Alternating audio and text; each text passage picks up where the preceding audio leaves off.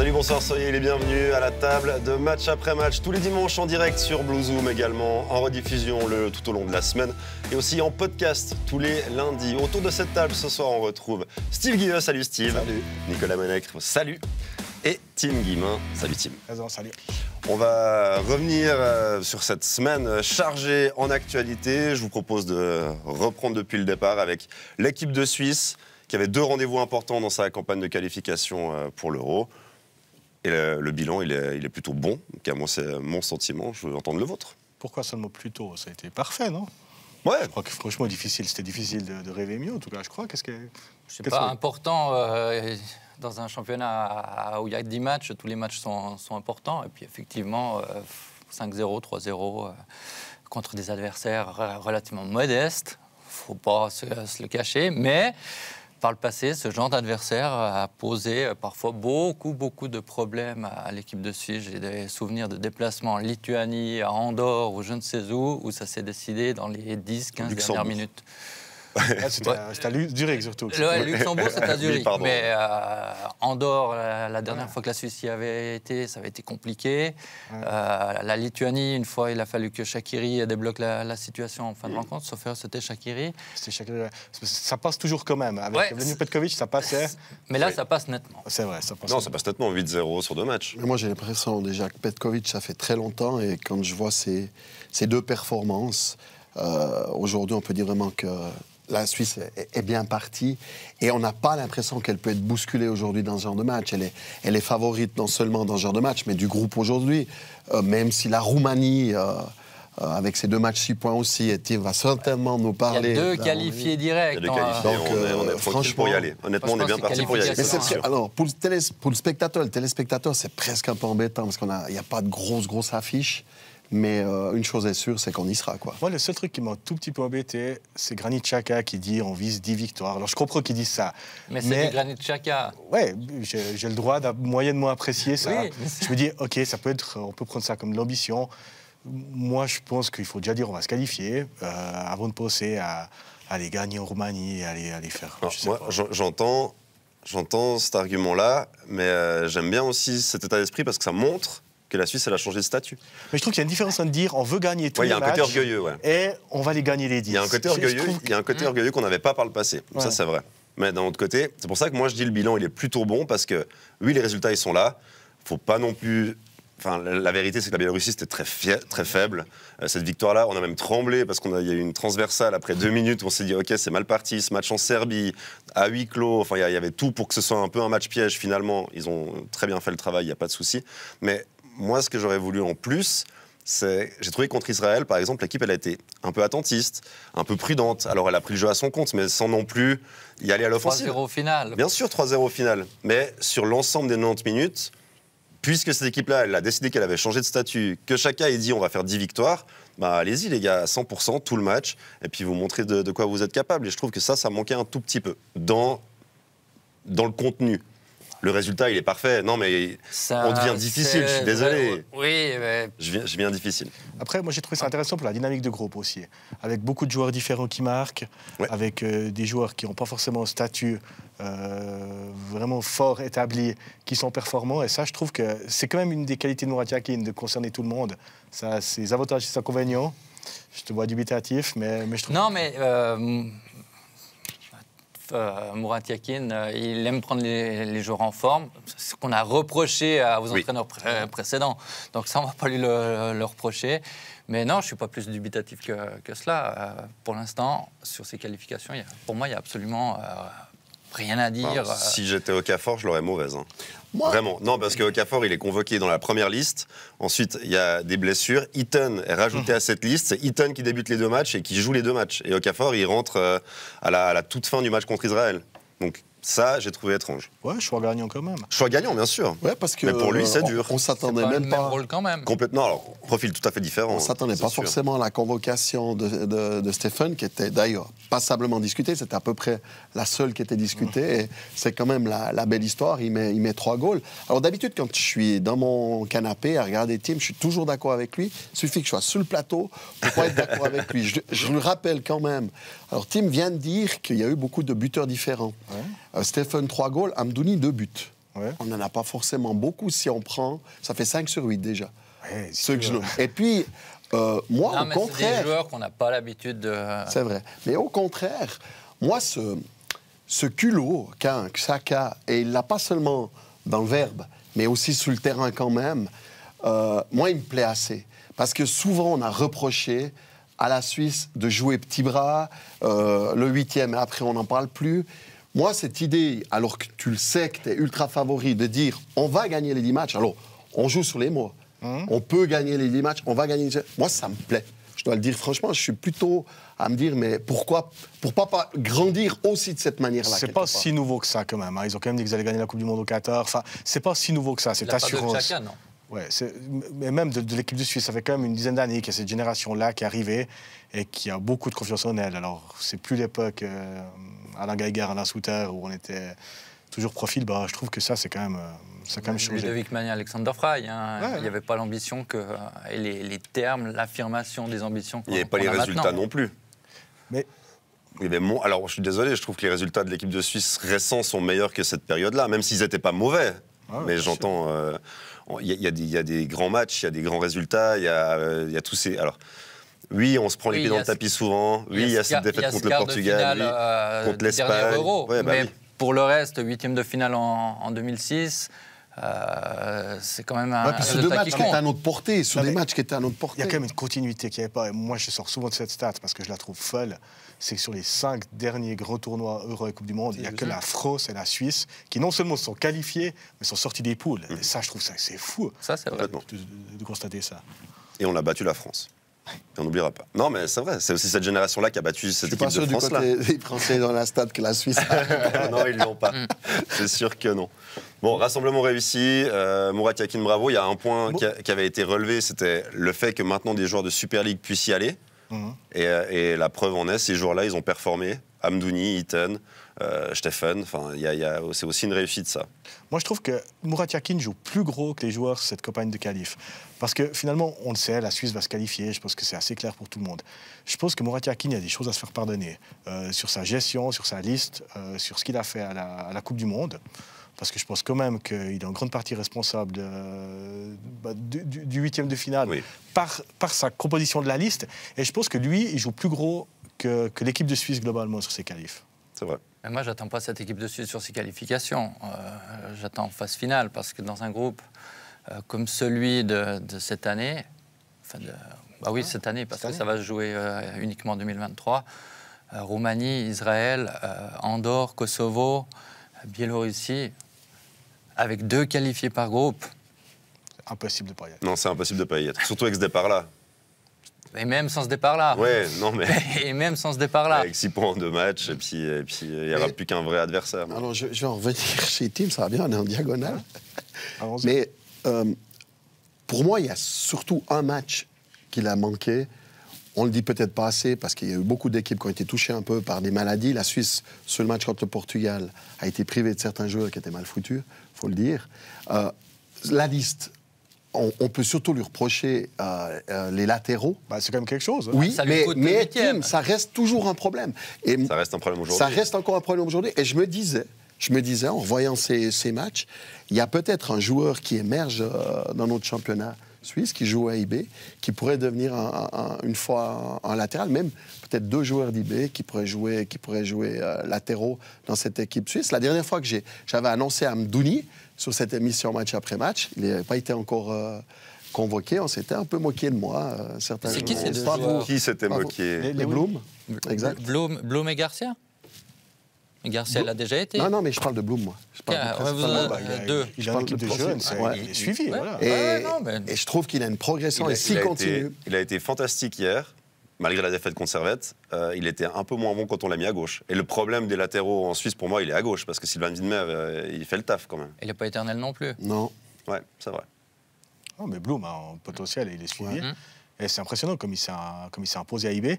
Il a fait le premier tour à Yverdon. Au début, il était un peu timide et tout. Après 3 matchs, ça fait comme ça. Quand il est parti à IB, on s'est dit, bon, par un hiver à IB et tout, il s'est imposé tout de suite. Et c'est un garçon qui a d'énormes qualités. Ouais. Non, il est vraiment très très bon. Et pas peur, vraiment. On sent sur le terrain, pas peur. Voilà. Oui, futur latéral de l'équipe de Suisse, Steve. Mais au-delà de ça, Moi, j'ai trouvé qu'on a un milieu de terrain On a maintenant. annoncé Zakaria. il y y en a eu des futurs potentiels. Et, Kevin Rueg. Kevin Rueg. Qui est toujours là, d'ailleurs. Ouais. C'est-à-dire qu'il a le potentiel pour être largement titulaire dans les années à venir. Alors, plutôt que parler des manquements actuels, moi, j'ai envie de parler de la force de ce milieu de terrain. J'ai trouvé Zakaria incroyable. Il s'impose maintenant vraiment comme quelqu'un d'indispensable, avec une puissance athlétique, un jeu aérien, avec Freuler, avec Freuler un peu moins bien, non? Ouais, un petit peu moins bien, mais ça reste quand même un milieu de terrain qui est à un niveau européen et qui, quand tu dois les jouer, ça doit pas être, pour l'adversaire, ça doit pas être simple. Du coup, c'est quoi le meilleur poste de Xhaka? C'est en 6, c'est un peu comme Arsenal. C'est plus haut qu'avec Arsenal. Enfin, en tout cas, pour moi, c'est sûr. Hein. Il est meilleur là. Moi, j'ai trouvé intéressant dans le premier match contre la Biélorussie, même si ça donne à discuter. Hein. Il a tellement cette passe de qualité. Il est capable de casser une ligne, pas depuis la ligne arrière au milieu de terrain, mais depuis le milieu vers l'attaque. Et je le trouve aussi intéressant, ce poste. Il s'est révélé avec Arsenal à cette place-là, hein, franchement. Et puis, ça laisse pour moi Zakaria dans l'axe où il est excellent. Et puis c'était la grosse interrogation parce qu'il était très bon à Arsenal dans ce poste-là. Et arrivé en équipe de Suisse, on disait mais qui va pouvoir prendre sa place derrière en 6 ? Puis finalement, Steve a raison, Zakaria, je pense que c'est la bonne formule dans cette équipe-là. Vraiment. Bon, on se réjouit de la suite. Est-ce que, alors pour les manquements, encore une fois... il y en a encore. Non, mais est-ce que vraiment on a cet attaquant qui sera capable de nous la mettre au fond quand ça deviendra sérieux et que les matchs seront compliqués? Oui. Parce que j'ai toujours l'impression qu'il manque un petit quelque chose. Ça, c'est l'éternelle question de la formation en Suisse. Est-ce qu'on peut former les avos autres? Quand même, par rapport au potentiel, au réservoir qu'a la Suisse, je trouve qu'on a des attaquants de qualité. Il ne faut pas oublier qu'on reste un petit pays de football, je suis désolé. Mais c'est vrai que c'est peut-être le poste. On n'a pas le joueur de classe mondiale aujourd'hui. Il y a des solutions qui sont trouvées quand même de temps à autre pour marquer des buts. Et encore une fois, 5 contre la Biélorussie, 3 contre Israël, c'est bien. Moi, j'ai pas trop envie de trop m'aventurer sur les prestations de l'équipe de Suisse dans ses qualifications, vu les adversaires. Je dis encore juste une chose, ne sous-estimons quand même pas trop cette équipe de Roumanie, qui a une jeune génération qui arrive, qui pourrait, je ne dis pas que c'est un adversaire de grande valeur au niveau européen, la Roumanie, mais attention à ne pas quand même penser que c'est 6 points acquis contre eux. Quoi. Non, absolument pas, mais de qualifier. Vu qu'il y a 2 qualifiés, et c'est la Roumanie, c'est l'autre bonne équipe de ce groupe. Et encore, la Roumanie, je pense qu'en 1994, avant l'arrêt Bosman, il y avait plus de joueurs roumains qui évoluaient dans les 5 grands championnats européens qu'aujourd'hui. Avec tout le respect qu'on doit aux Roumains aujourd'hui, c'est plus la génération qui a fait rêver ma génération, qui a découvert le football de haut niveau durant ces années 90. Hadji, Popescu, Petrescu. Où il gagne la Coupe d'Europe des clubs champions, à la fin des années 80. Donc, bien sûr, on n'en est pas là, c'est clair. Bon, c'est bon pour la Nati. Encore un truc à rajouter? Est-ce que Tim se rappelle quand même que la Suisse avait battu la Roumanie en 94 semble-t-il. 4-1 au Pontiac Silverdome de Détroit. Mais vous savez, je s'en souviens. Non, mais je suspecte que Tim soit adversaire de la Roumanie contre la Suisse pour contredire un peu Xhaka. Ouais, s'il y a 9 victoires et 1 nul, on lui rappellera. Ça. Bon, on avance dans la semaine. On a aussi appris pendant cette semaine la nomination de René Weiler à la place d'Alain Geiger pour la saison prochaine sur le banc de Servette. Et qu'est-ce qu'on fait de cette annonce, de cette décision? Est-ce que ça vous a surpris? Est-ce que vous êtes satisfait? Est-ce que vous êtes inquiet? Il y a d'autres options. On va le laisser arriver travailler. Ouais. Après, on jugera sur pièce. Mais pas surpris qu'Alain Geiger ne soit pas prolongé. Les tendances étaient assez claires. René Weiler, oui, pourquoi pas. C'est pas un entraîneur. Alors, c'est plus facile de prédire qu'un entraîneur va échouer et qu'il va réussir. On ne peut pas dire qu'il va faire le titre l'année prochaine. Ça... Non, absolument pas. Mais s'il arrive déjà à réaliser des résultats dans la continuité de ce qui est réalisé cette saison, parce que Servette est demi-finaliste de la Coupe, a une belle occasion d'atteindre la finale et est deuxième aujourd'hui avec 4 points d'avance sur le troisième, la marge pour faire mieux, elle est mince. Hein. Ouais, de cette saison et depuis quelques années. Parce que le Servette d'Alain Geiger est européen. Alors pas longtemps, mais il est européen. C'est quand même magnifique. Moi, la première chose que ça m'inspire, Vincent, c'est de rendre hommage à Alain Geiger. J'espère que ce sera le cas et je ne doute pas que Servette va l'honorer comme il faut dans les 2 prochains mois, qu'il ait une sortie en beauté qui mérite. Qui mérite complètement. Oui, clairement. Vraiment. Après, moi, René Weiler, je suis très, très enthousiaste, vraiment. Alors, rien que son pédigré, où il a travaillé, Anderlecht, à l'Ali, enfin, moi, je me réjouis de le voir à l'œuvre. Alors, à part Haro, il n'a pas eu trop de succès en Suisse. Voilà, Lucerne, c'était pas fameux. Voilà. Et je me réjouis qu'il en ait eu du succès en Suisse. C'est un choix intéressant. C'est un choix surprenant, en tout cas. Parce que, moi, je le trouve surprenant. Parce qu'on avait évoqué, il y avait eu des pistes qui avaient été évoquées, soit à l'interne avec un Massimo Lombardo, il y avait Seoane que les supporters voulaient. Enfin, il y avait d'autres options. Les vœux des supporters et la réalité des foyers. De la même manière que quand Alain Geiger est venu, les gens étaient dubitatifs. Et c'est tout à fait possible que pour René Weiler, ce soit la même chose concernant son travail et ce qu'il va apporter à Servette. Mais ce que dit Nicolas... Anderlecht, faut pas... Non, mais je suis d'accord, complètement. C'est un CV. C'est très fort, bien sûr. Pour un club suisse. Et à l'Ali, alors on connaît peut-être Malissier, je ne veux pas dire que je connais bien à l'Ali, mais c'est un immense club à l'Ali. C'est un club de niveau, c'est le meilleur club africain, sans doute. C'est un club vraiment immense, avec une pression qui n'est pas la même que les clubs suisses. Il a eu la même au Japon avec Kashima, qui est aussi le tout grand club de J-League, et ça s'est aussi mal passé. Donc c'est difficile de faire la balance entre ce qu'il est capable de faire ou pas. Ce que j'ai remarqué, parce que c'est que des stats, mais c'est qu'au moins il n'a pas un système figé. René Weiler, il ne vient pas avec un système et il dit « moi, je joue comme ça ». Parce que dans ces différents clubs, il s'est chaque fois plus ou moins adapté à son effectif et il a joué avec des systèmes différents. Servette, tu es un peu obligé de t'adapter. On ne va pas recruter tous les joueurs que tu veux. En tous les cas, ce n'était pas la tendance. Et j'ai de la peine à imaginer que ce sera la tendance pour le futur. Pardon. Et que tu dis, on est dubitatif par rapport à cette arrivée. Rappelons-nous quand même, quand Alain Geiger arrive, d'où il arrive, c'était pire. Il n'arrive pas avec. Non, c'est vrai. Il arrive avec son passé de joueur, son expérience fantastique de recordman de sélection en équipe suisse. Mais comme entraîneur, on ne se dit pas, c'est lui qui va faire pression palier à Servette. Et il l'a fait. Donc là, pour moi, on est quand même sur un standing de niveau supérieur, en tout cas à l'arrivée. Voilà. Après, les attentes, elles étaient certes importantes à Servette à cette époque-là, mais il y avait la Challenge League, il y avait le projet de remonter le club, etc. S'il arrive dans des circonstances qui sont... Servette a terminé deuxième, donc c'est hypothétique, mais Servette a terminé deuxième du championnat, a remporté la Coupe Suisse après 22 ans d'attente. Là, la pression, elle est énorme sur René Weiler. Ce qu'Alain Geiger n'avait pas forcément, parce que les attentes, elles étaient, oui, il faut ramener le club en Super League, mais c'était un projet faisable, parce que l'effectif te permettait de le faire aussi. Et si ça se passe comme ça, il faudrait être performant rapidement dans les qualifications européennes. Complètement. Oui, mais peut-être qu'en gagnant la Coupe Suisse, le club verra un petit peu plus ambitieux, fera peut-être un peu plus de transferts que par le passé. Dans tous les cas, moi, je suis entièrement d'accord avec ce qui est dit là, sur ce plateau. Tout comme vous, je pense qu'il faut laisser une chance à Weiler. Je tirais le même parallèle que vous par rapport à Alain Geiger et Weiler. Ils viennent d'ailleurs, c'était un peu des globetrotters avant de venir à Servette. Les deux ont joué à Servette, alors évidemment avec des carrières bien différentes. Geiger, grande carrière de joueur suisse international, c'est quand même pas le cas de Weiler, mais comme tu le dis, Tim, il y a un titre à Anderlecht qui était autrefois un très grand club en Belgique et en Europe dans les années 90. Et je crois qu'il faut laisser sa chance. Par contre, je comprends toujours pas, même si après 5 ans, on peut imaginer de changer, mais on voit à Saint-Gall, on prolonge un entraîneur qui est là depuis aussi un moment. Depuis la même année d'ailleurs, 2018. Et je me dis qu'avec ce qu'il est en train de faire, ça reste surprenant. Moi, je pensais qu'il y aurait eu un changement. Avec le départ de Senderos, j'ai pensé que peut-être on garderait Alain Geiger. Je me suis complètement fourvoyé et trompé.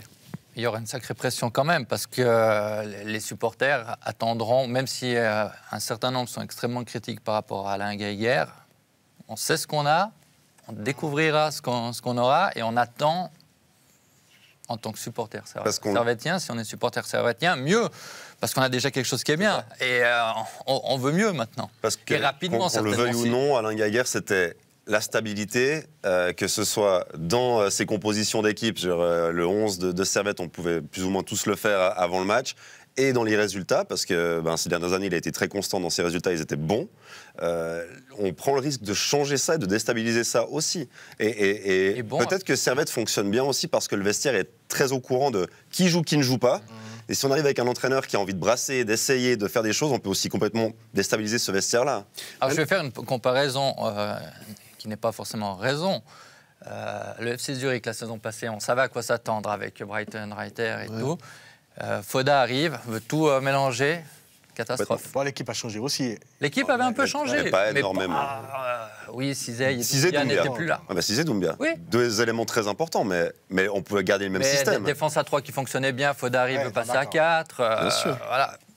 Où va rebondir le footballeur valaisan du siècle? Ouais. Bon, on a une vision un peu romantique quand même de la chose, parce qu'on parle d'un Servette qui pourrait gagner potentiellement, mais peut-être qu'il sera éliminé. Je ne souhaite pas évidemment contre Lugano. Aujourd'hui, il est deuxième du championnat, mais c'est la bouteille à l'encre. Tu peux finir 4-5e, et que peut-être que le discours sera dilué. Steve, même si Servette est éliminé en demi-finale de coupe, faut y aller en demi-finale de coupe. Faut déjà atteindre ce niveau-là. Et finir 5e du championnat, pour le René Weiler, il faut aussi le faire. C'est pas... Ouais, Servette a eu un parcours... Le parcours était plutôt favorable au Servette. Il a eu un parcours assez favorable. On oubliera très rapidement les adversaires qui ont permis à Servette d'aller jusque-là. Je repose ma question. Alain Gaguerre, footballeur valaisan du siècle. Où va-t-il rebondir? Vous voulez dire à Sion? Alors, je ne pense pas que c'est l'amour fou entre le président de FC Sion et lui, mais on a déjà vu pire comme cohabitation. Et moi, je peux l'imaginer. En tout cas, je pense que le peuple valaisan, alors pour le coup, quand on parlait des supporters qui réclament quelqu'un, je pense que... Mais dans les bruits de couloir, on ne parle pas d'un Gaguerre qui aurait une reconversion dans un autre rôle. C'est bruit de couloir, en effet. C'est ce qui a été annoncé par le club dans son communiqué. Ce qui serait assez génial Mais lui, il ne l'a pas confirmé. Non. À l'interview, il a dit que lui, il était entraîneur de foot. Oui, parce qu'il faut discuter d'un contrat, Vincent. On verra ce qu'il en est. Mais c'est vrai qu'il y a toute une restructuration aussi dans le club. Cette mise en place d'un directoire sportif. Je crois qu'il y aura beaucoup de changements. Des changements de président, de vice-président. Ça va beaucoup bouger aussi. Alors, dans le but de faire mieux, d'amener aussi plus de jeunes en première équipe, apparemment, c'est le souhait du club. Il faut voir aussi si ça déstabilise pas aussi complètement. D'habitude, Vincent, vous êtes très brillant comme journaliste et vous savez rebondir sur ce qui est dit autour de la table. Et là, Tim Guillemin a vraiment envie de parler du FC Sion. Mais je pense que c'est bon. On peut tout à fait parler du FC Sion, aucun problème. Et d'Alain Gaguerre. Je voulais terminer en disant un truc sur René Weiler parce qu'on a parlé de Globetrotter et c'est encore une stat, mais en moyenne, ses mandats, c'est 1 année,15. À l'étranger, dans des contextes compliqués. Complètement. Je pense qu'il y a quand même une plus grande stabilité à Servette, même si le projet va sans doute évoluer. C'est pour ça qu'avec la mise en place de ce projet, j'imagine que... Parlons du FC Sion. Allons-y. On a vu des sourires sur les visages. Ça faisait longtemps, ouais. Ça faisait depuis le 15 octobre. C'est vrai que ce but à la dernière seconde, carrément, à 10 secondes de la fin, et il a fait beaucoup de bien. Et on espère que c'est le début d'une nouvelle dynamique. On n'ose pas le dire trop fort, mais on espère.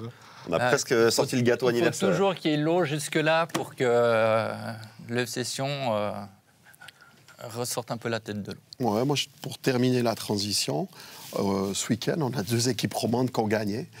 Servette, c'est pas une petite chose, a battu le futur champion IB. Et puis un FC Sion qui a été, en tout cas, moins qu'on puisse dire, vaillant. Alors c'était assez étonnant de voir ce bus... double bus parqué devant les 16 mètres, qui a mis beaucoup en difficulté à 11 contre 10 à Lucerne, qui n'avait pas cette profondeur dans le dos. Et puis Sio, qui est pour moi quand même un peu le sauveur de ce FC Sion, faut l'avouer.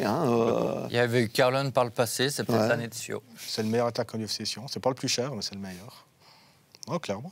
Et moi, ce que j'ai aimé, il y a une image, alors c'est facile, c'est cliché, mais Joel Schmidt qui célèbre en sauvetage comme au but, c'est beau. Et ça, c'est quelque part, c'est ça qu'on a envie de voir. Mais c'est toujours la même question. Pourquoi faut-il attendre la 26e journée, que Sion soit dernier, avec 3 points de retard sur l'avant-dernier, pour avoir ce genre d'attitude? Surtout qu'on arrive après, à la fin de chaque saison, en se disant « Ah, c'est vraiment la saison des regrets pour Sion qui avait la possibilité d'eux et ils sont encore une fois juste sauvés. » Je trouve que cette saison, c'est encore pire. C'est vraiment, pour moi, le début de saison était bon, alors on l'a dit 1000 fois sur les différents plateaux, mais le début de saison du FC Sion était excellent, vraiment. Et je ne sais plus lequel de vous trois me l'a dit. On parlait encore de Champions League à la pause hivernale. Donc ça, c'est Tim Guillemin. C'est Tim Guillemin. Oui, non, mais d'accord, mais c'est Barthélémy Costota qui l'a dit en interview. Il y a Sion à la pause hivernale. Alors, c'est pas tout à fait la moitié du championnat, mais à la pause hivernale, Sion était à 5 points de Servette, qui est deuxième. Donc, il y avait une ambition légitime. Puis évidemment, on se dit, ah là, Cyprien, Balotelli, c'était il n'y a pas si longtemps quand même que ça combinait bien. Ça va fonctionner une fois. Et force est de constater que... Alors, j'irai pas comme bétonnier à dire que Sio et puis Balotelli sont les meilleurs attaquants de notre Super League. Parce qu'aujourd'hui, une fois de plus, pour moi, Balotelli est une grosse déception en termes de production. Mais par contre, c'est vrai que Sio, il rentre à Servette, il Il marque. Aujourd'hui, c'est lui qui met un super goal, en parenthèse. Et il était meilleur comme joker. Ouais. Et là, il a des bons d'entrée. Il marque d'entrée décisif. Ouais. Donc c'est vraiment un bon joueur. Mais bon, Suite au prochain épisode. Par contre, avec il y a le des choix assez incroyables qui sont faits. Hein. Gurgic sur le banc, Arras sur le banc, on met Diouf comme latéral, parce qu'il avait été bon contre Lausanne en match amical. Et on se posait beaucoup de questions. Départ du match. Alors, on en a toujours autant à la fin du match, mais au moins, il y a ces 3 points. Et on a un magnifique derby qui nous attend dans une semaine. Complètement. Et on est impatient de le vivre, ce derby du Rhône. À propos de derby... Il faudrait regarder la dernière fois, pardon. Pas de souci. Parlant de derby, restons de derby. La dernière fois que Sion et Servette se sont affrontés en ayant gagné le week-end d'avant. Alors, je pense que ça remonte. On se réjouit d'avoir la réponse. Il y a des chances qu'elle remonte un peu. Peut-être en régie, ils peuvent trouver la stat. Mais... Quoique des fois, on est surpris tout d'un coup sur un coup de chance. Ouais, peut-être. Ouais, elle va pas être simple à trouver la stat. Ouais. Derby en Challenge League aussi, Tim, on profite. Quelle transition. Ouais, on profite que Tim Guillemin soit présent, grand spécialiste d'Yverdon pour ce derby vaudois entre le LS et Yverdon Sport à la Tuilière aujourd'hui. Déjà, stade plein. Oui. Et en Challenge League, il y a un vrai stade plein avec de l'ambiance, ça fait du bien. Victoire du LS, pas trop déçu. Victoire logique, méritée. Non, c'est le derby des Vaudois, logiquement dominé par Lausanne Sport. Et j'ose espérer que Lausanne Sport batte Yverdon dans un derby comme ça, c'est la logique. Un enseignement, c'est quand même, au vu de la prestation d'Yverdon, c'est que cette équipe risque d'être dans le coup pour la promotion jusqu'au bout. Ah oui. Elle ne s'est pas fait tourner autour par une équipe qui est censée être largement supérieure. Alors, elle a été dans la difficulté, je parle d'Yverdon, donc dans les 20 premières minutes, j'ai trouvé que Lausanne est très bien rentré dans son match, a joué avec un bloc équipe très haut, très agressif, et à partir de la 25e, ça s'est un peu équilibré. Et puis même, j'ai trouvé Yverdon, en début de deuxième mi-temps, qui avait pris le dessus, s'est montré dangereux sans vraiment être très dangereux dans les 16 mètres. Et puis, vous marquez après 2 minutes, vous marquez quasiment à la fin du match. C'est un peu le scénario idéal pour le LS. Même si on a vu Ludo, à la fin du match, il n'a pas fêté tout de suite cette victoire. Il s'est un peu énervé. Ouais, bon, il y avait les nerfs à vif, c'est logique. Il y a beaucoup d'attentes autour de Lausanne cette saison. Il y a eu des bons moments, il y a eu des moments très compliqués pour les Lausannois, des défaites qui n'auraient pas dû arriver. Et puis cet effectif-là, on l'a dit, construit de manière intelligente, avec des joueurs de Challenge League et de Super League, des joueurs qui ont de l'expérience. Et puis, ça a pris un peu plus de temps et c'est pas aussi simple que ce qu'on pensait parce que Lausanne, c'est un gros budget, il y a la possibilité de monter, c'est évident cette saison. Il y a évidemment beaucoup de pression sur les Domaniens comme sur les joueurs. Donc je pense que cette victoire-là, elle leur fait aussi beaucoup de bien d'aller chercher le premier, de se rapprocher, d'être seul deuxième maintenant de Challenge League. Et de bien négocier en grand rendez-vous devant du monde. Lausanne avait quand même l'habitude de se planter. Et la saison, elle est assez particulière. Au premier tour, ils gagnaient à la maison et ils étaient vraiment catastrophiques à l'extérieur. 2023, c'est le contraire. Ouais. Ils ont gagné tous les matchs sous exception à l'extérieur, y compris le derby à Stade Lausanne qui leur réussit mal en général. Et à la maison, ils patinaient. Et aujourd'hui, devant du monde, gagner, ça va leur faire du bien. Mais Yverdon reste leader ce soir de Challenge League, c'est fou. Hein. Et ce serait top que la situation reste comme aujourd'hui, avec 2 équipes romandes qui monteraient dans une Super League à 12, et le FC Sion qui se maintient, on aurait 4 romans, ce serait absolument génial. Et un barrage Ville-Winterthur.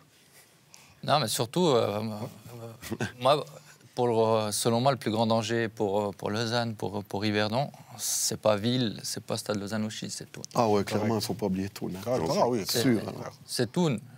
Qui a un effectif construit pour jouer le haut du tableau. Il y a un côté très profil similaire. Hein. C'est des stades qui sont cohérents avec nouveaux entraîneurs aussi qui ont eu un nouvel effectif à mener et ça a pris un peu de temps. Mais là, Thun, actuellement, on a l'impression que l'Ostrinelli, il a trouvé la formule gagnante. Le problème, il ne risque pas d'être sportif à Thun. Je crois qu'il y a quand même de nouveau des soucis financiers apparemment. Bon, en Challenge League, ils sont nombreux les clubs avec des soucis financiers, malheureusement. Mais c'est une ligue difficile, hein, parce qu'elle demande beaucoup d'investissement. et puis elle rapporte pas énormément. C'est la vérité. Les droits télé ils sont minimes. Les entrées dans les stades, c'est famélique pour certains clubs. C'est compliqué, quoi. D'amener des moyens, des subventions, c'est quasiment que du sponsoring. Enfin, faut me dire si je me trompe. Non, mais on parlait d'Yverdon, abordons ce cas. Yverdon ne survit à ce niveau que parce qu'il y a un investisseur qui s'appelle Mario Di Pietrantonio, qui met les millions depuis des années, 5 millions de budget l'année passée, 4 millions 5 cette année. La grande partie, c'est lui. Le dernier match au sommet à Yverdon-Ville, c'était le deuxième qui recevait le premier en vendredi soir. Il faisait pas trop moche, un peu froid, mais il y avait 800 personnes. Donc forcément, et par comparaison, j'aime bien que tu la donnes, Tim, cette comparaison. À Bulle, Première Ligue Promotion, il y avait combien de... Non, mais c'est vrai, Promotion League. Vous avez de l'intérêt pour Bulle, c'est vrai que le lendemain, je vais voir. Promotion League, Bulle Bavarois, 548 spectateurs entre le 12e et le 13e de Promotion League. Bien sûr, Bulle, il y a une vraie ferveur populaire, parenthèse refermée. Mais non, on peut garder. Alors, on peut fermer la parenthèse bulloise, même si Steve est là. Mais restons un peu sur Yverdon. Moi, je n'est pas encore candidat à la Challenge. Il ne fait pas partie des 6 clubs qui ont demandé la licence. L'information est donnée. On y reviendra. À tous nos téléspectateurs, Bulle n'a pas demandé la licence. Bon, d'accord. Je trouve presque malheureux que Yverdon n'arrive pas à attirer son public. C'est terrible. Moi, je trouve qu'on peine difficilement à dépasser 1000 spectateurs au stade municipal. Mais comment t'expliques ça, Tim, toi qui en jouant la première place, en jouant la promotion, je ne sais pas. Il y a eu trop de 10 ans. Yverdon a quitté la Challenge League en 2011, est passé par la Première Ligue, le fond de la Première Ligue. J'ai des souvenirs de classement où Yverdon est 13e en Première Ligue. Promotion League, ça revient un peu. Il y a eu l'effet de Djibril Cissé au début, il y a eu 1000, 1500, mais il n'y a pas eu non plus 5000. Et puis maintenant, les gens reviennent pour les grandes affiches, c'est clair. Les demi-finales de coupe contre Saint-Gall, les matchs contre Lausanne Sport, Xamax, mais c'est 2000, 2500, 3000, voire 4500. Il n'y a jamais plus que ça. C'est vrai que dans les années 90-2000, il y avait pour des matchs comme ça, même pour des matchs normaux, j'ai envie de dire contre Kriens, Chafouz, il y avait quand même 1500-2000. Là, Yverdon, c'est compliqué. Il y a beaucoup. Mais ils sont où les gens? Ils font quoi? Ils ont mieux à faire, ils ont plus d'activités possibles. C'est plus les années 90, c'est ça? Ils se sont détournés du stade. Dans les années 90-2000, les clubs régionaux, mais c'était le cas partout, pas seulement Yverdon, fixaient leurs matchs de deuxième, troisième ligue en fonction du match d'Yverdon Sport. Aujourd'hui, évidemment, ça n'existe plus. On voit du monde, d'événementiel, occasionnel. Ouais. Voilà. Et Yverdonville, c'est pas assez événementiel. Et ce qui serait événementiel, si tout se passe bien jusqu'à la fin de la saison pour Yverdon, ça sera Servette, ça sera Sion, ça sera IB, ça sera Bâle. Et la crainte qu'il y a à avoir aujourd'hui, c'est qu'Yverdon joue ses matchs à l'extérieur presque. Ouais. Avec le soutien des visiteurs, qui sera plus important que le soutien des locaux. Et ça, c'est toujours regrettable quand on en arrive à ça. Oui, c'est aussi le cas pour Stade Lausanne. Si Stade Lausanne monte, ils ont les reins solides financièrement pour le faire. Ils ont le stade, même s'il y a des questions autour de la Pontaise. Mais si Stade Lausanne monte, ils n'auront pas plus de 500 spectateurs à eux. Et ce sera encore pire, j'ai envie de dire. Mais à quel point c'est réaliste d'imaginer Yverdon en Super League la saison prochaine? Alors, il y a deux questions fondamentales. La première, c'est le stade, mais la SFL a dit clairement qu'elle allait assouplir ses contraintes. Donc la première année, apparemment, il y aurait une dérogation. La SFL serait assez sympathique, même s'il y aurait des travaux à faire au stade. La deuxième, elle est d'ordre financier. Le président, j'en parle, Mario Di Pietrantonio, il est fatigué, on le comprend, d'injecter, alors je ne sais pas exactement quelle est sa part personnelle, mais en tout cas 2, 3, à peu près, quelque chose comme ça, millions par année. Il dit clairement, officiellement, dans les journaux privés partout, qu'il veut vendre, qu'il cherche un repreneur. Et en disant ça, son équipe, elle est première de Challenge League. Donc il a quand même demandé la licence pour la Super League. Mais évidemment que le budget, je l'ai évoqué, il est de 4,5 millions aujourd'hui. Il faudrait quand même qu'il passe autour de 10.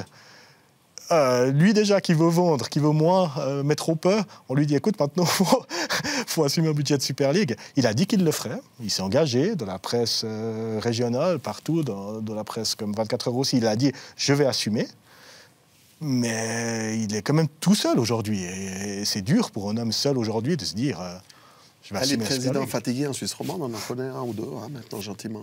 Là. C'est le même principe qu'à Sion, clairement d'ailleurs ils se connaissent bien les deux présidents. Et Yverdon tient aujourd'hui parce qu'il y a un président mécène qui cherche à vendre. Donc d'un côté, le signal, il n'est pas bon parce qu'il veut se séparer du club, puis de l'autre, il doit quand même dire à ses joueurs on peut y aller. Donc il y a beaucoup de questions quand même. Ouais. Il faut encore que sportivement, ils tiennent jusqu'au bout. Voilà, oui, il y a quand même quelques points d'avance là. Mais effectivement, en tout cas, les joueurs ne sont pas perturbés par ça. Et c'est ça qui est impressionnant. C'est que moi, j'ai posé au moment de la saison, quand il disait je veux vendre toutes les semaines dans les journaux, je me suis dit les joueurs ils vont lâcher.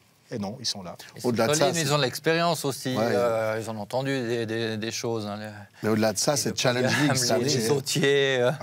Au-delà de ça, cette Challenge League cette année, elle est super intéressante. Il y a encore 5 équipes qui elle peuvent était déjà prétendre. la saison dernière. Ouais. Hein. Enfin, la Suisse romande était un peu moins impliquée parce que c'était Winterthur, c'était Haro. C'était de la folie Schaffhouse. Et c'était Schaffhouse.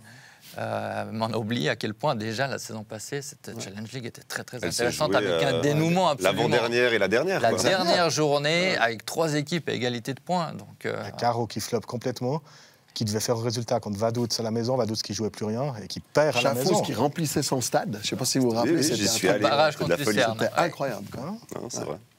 Et là, on est reparti pour une jolie fin de saison. Bon, ça c'est pour le haut, puis en bas. Bellinzone. Moi, je pense encore que Bellinzone est condamné. Enfin, condamné en tout cas au barrage. Parce que Xamax est à 6 points maintenant. Xamax va recevoir Bellinzone, donc potentiellement à 3. Match clé. Ouais, match clé. Et Bellinzone, avec le rythme qu'ils ont fait 2 points, sauf erreur, dont à Lausanne. Et l'autre contre Xamax, justement. Sinon, ils ont 7 défaites depuis le début de l'année. Oui, Bellinzone, on espère que cette fin de saison va continuer à empiler les entraîneurs, empiler les problèmes financiers, mais pas trop les points pour Xamax, évidemment, parce que... Ouais, mais Neuchâtel a pas un peu quand même. Alors oui, il y a de l'écart qui est. Il y a ce dernier match entre Neuchâtel et Bellinzone, mais le match nul à Bellinzone, c'est quand même déjà. C'était déjà un rendez-vous. Je pense que les Neuchâtelois, ils le savaient aussi déjà. Et pour moi, ce rendez-vous-là, il était manqué. 6 points, il reste 9 matchs, tu les reçois. Ouais. Moi, je suis assez confiant. Jouable. Par contre, j'espère quand même que Bellinzone va s'en sortir au niveau de ses soucis financiers que tu évoques. Parce que si on a Chiasso, Bellinzone, qui se casse la gueule, le foot tessinois avec un Lugano qui n'attire personne au stade et qui remettent un nouveau stade aussi. Voilà, j'espère quand même que cette pyramide du foot tessinois, c'est tellement important pour notre foot. J'ose espérer que Bellinzone ne va pas se recasser la gueule. Mais c'est un truc récurrent. Hein, alors oui, mais je rejoins quand même Tim sur le football tessinois. Et j'ai presque envie de parler au passé, ce qu'il a amené, parce que quels sont les derniers joueurs tessinois qui ont éclos au plus haut niveau? Mattia Bottani, la classe. Mattia Bottani.